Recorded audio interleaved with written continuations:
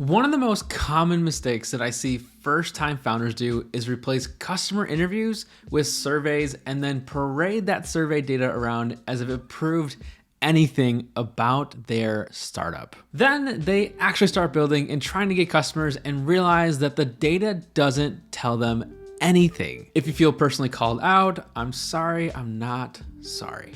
In this video, I'm gonna cover why you should never use surveys for initial feedback and how you should actually go about getting initial feedback.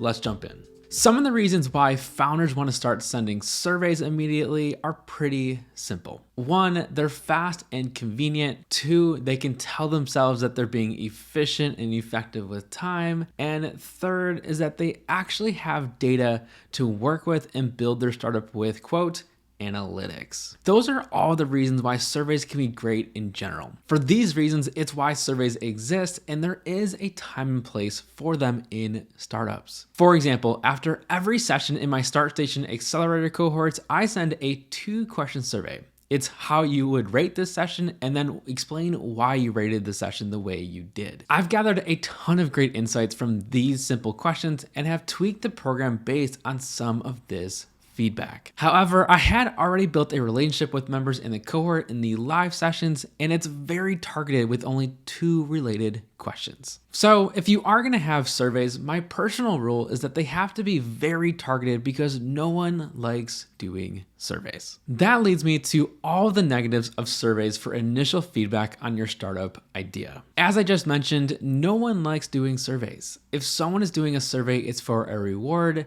they know the person conducting the survey and want to support them, or they've had a super negative experience and want to make sure that's communicated. All 3 of those reasons lead to a ton of bias. It can lead to confirmation bias if they know you, it can be not very thoughtful answers if it's for a potential reward, and they can be skewed. Results can be skewed towards negativity or towards I want to be this person rather than I am actually this person. The other factor that is crucial for surveys is survey design. Certain questions set you up for failure or misconstrued data.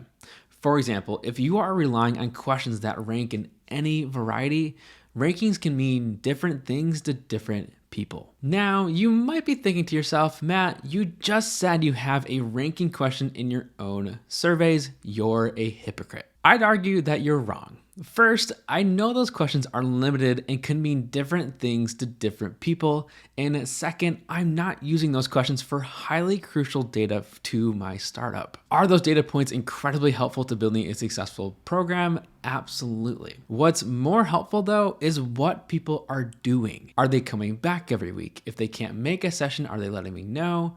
Are they posting in the community? It's all about their actual actions rather than what they're saying they're going to do. All of these different actions lead to a better set of data and are more crucial. The survey data is supplementary. So what are you gonna do if surveys don't give you good data in validating a startup idea? The introverts might die a little bit inside here, but you actually have to talk to people and not just your friends. People that are most likely strangers to you.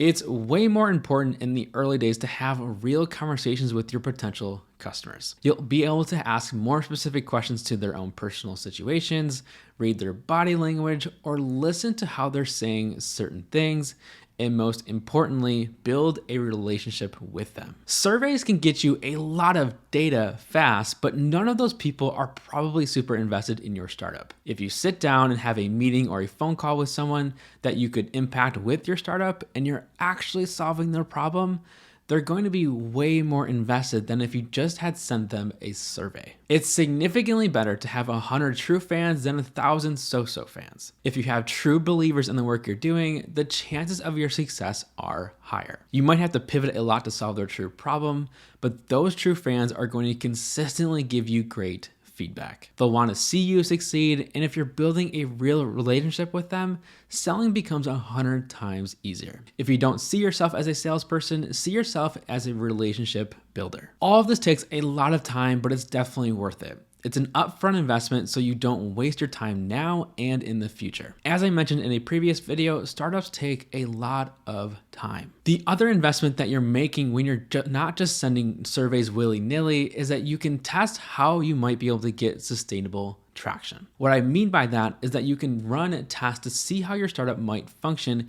in terms of getting customers without even having the product or service running yet. For example, if you create content and just have a simple landing page that collects emails, you could collect people's emails and email them asking to take a call with you about the problem you're trying to solve. If your content is working, it should drive your ideal customer to you.